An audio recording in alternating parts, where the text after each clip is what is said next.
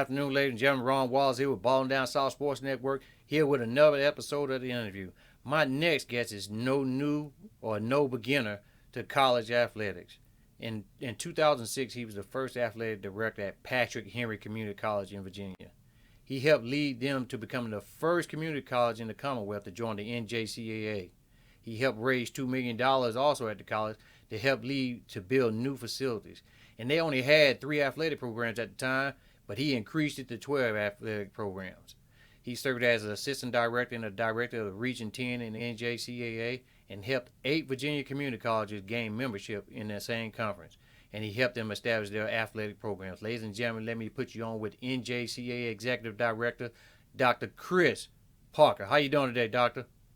Good. Appreciate you having me. I'm so glad that you're on here today. I know you guys have been making a lot of decisions with the NJCAA conference. But first of all, how's the family doing dealing with this COVID situation? They're good. We're staying safe and healthy, trying to look out after all those that are around us. And I hope you and your family have stayed healthy and safe during all this. Yes, sir, we have. I'm going to get straight to the point, sir. You've been around athletics for quite some time. Before getting the job as the executive director for the conference, what were you actually doing for the people that don't know?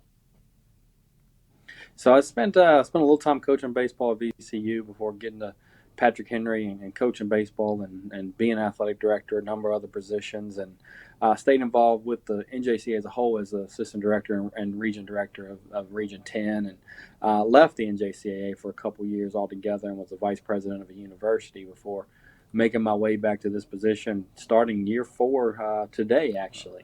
All right. So it's hard to believe this is start of year 4 and a lot's going on in the past 3 years. Well, I can tell you this: you built programs and you help other community colleges build athletic programs. What goes into building an athletic program for a college, and how hard is it? It's a lot of trust, a lot of commitment, resources, whether that's financial, from personnel to facilities. Really taking a close look at all the resources that are needed and evaluating those, and understanding that each college is different. 2 year college athletics is quite different than 4 year college athletics when it comes to the logistics of it. So, putting all those things down and really understanding what the desires are critical and key, and that's been a success strategy of what we've been able to do. Well, now I know yesterday you guys put out that you guys were with close contact sports. You guys were moving those to the spring. Talk a little bit about what went into that decision and how difficult that decision was. Yeah, it's tough to make any kind of decision like that. The one critical point of not canceling fall sports, but moving them to the spring, knowing that we're still given an opportunity was critical. We got a lot of national feedback, a lot of information from people all over, had their voices heard, had a part of those discussions to help us navigate. We kind of built the outline, and then we made tweaks to the outline as needed by having those conversations nationally and getting a feel for things. And we feel like the plan of the product that's been delivered is as close to perfection as you can get given these times. It's not perfect, but we feel very confident in its ability to facilitate sports this spring while still allowing cross country and bowling and things like that to take place during this fall semester. Now, all across the country, everybody's worrying about football. Is it going to be football? How is it? What are your guidelines have you guys set up for football this upcoming spring? So our championship season is going to be moved to the spring. But what happens is we're allowing 3 scrimmages and practice up to 60 days this fall. That doesn't mean that schools will use those. We're giving them the opportunity to take advantage of those if they're in a good situation. They can provide testing. They can provide a safe environment. Not everybody can do that. But this spring, we're looking forward to an eight game season, 8 game schedule that leads to a national championship, and that's going to be different for everybody. Every football fan who wants to see football in the NJCAA, that championship season is going to be this spring. It's never done that before, but we're gonna pave the way and figure out how to do it right and make things work. Now you got 54 of your schools that have a football program. Out of the 512 members in 45 different states. That's a lot of programs. So I'm assuming you guys gonna have people in place. You got your athletic directors, and at each college. Basically, how did they feel about the decision that you guys made at the top level? Now they have to interact those things and follow you guys' guideline. And how have the student athletes, approached it and act and basically felt about it? We've only had positive feedback thus far. I mean, it's like I said, it's not perfect, but our football chairs and many of our sport chairs were involved in those discussions and helped us get to the point we are now, and that was very important for us and them. The student athletes, the only thing we've received now is a lot of positive on social media that we didn't cancel their season, but gave them a chance to compete in the spring. We see so many schools and so many things that are dropping sports completely, and that's tough. That's tough to swallow. But knowing that our strategy is to have a season in the spring, that outcome and positivity from our student athletes on social media has been impactful and has been seen and heard. As far as some of their concerns individually, they may be sharing those with their coaches or administrators, just like the administrators and coaches are sharing theirs with each other. But so far, so good. We're pleased with the plan. We look forward to the execution of this plan. We know that COVID-19 is not necessarily going anywhere anytime soon, but we'll be better equipped, hopefully nationally and locally. And how do we put the best safety precautions to have a successful season in the spring? Now, what are some of the guidelines you have once the athletes get fully back on the campus, going to class, going to study hall, stuff of that nature? What are some of the guidelines you set up for your athletic directors throughout the conference? So we provided a 32-page document on safe and healthy welfare practices. All of these are recommendations that really look strongly at their local communities, whether it's state or local governments, if there are stricter rules or stricter expectations.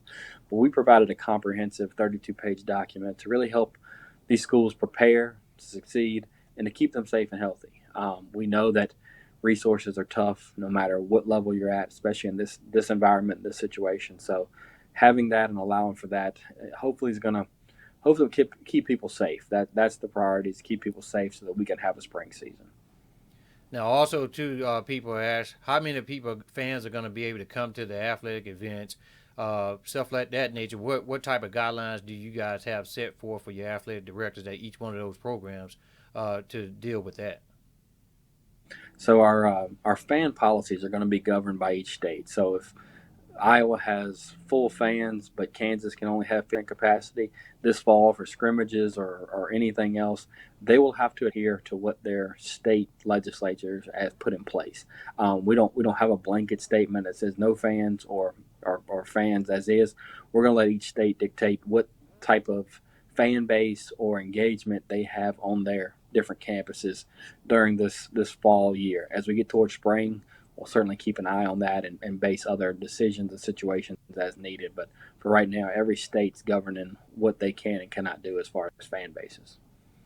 Now, have you guys, basketball season will be coming up too soon.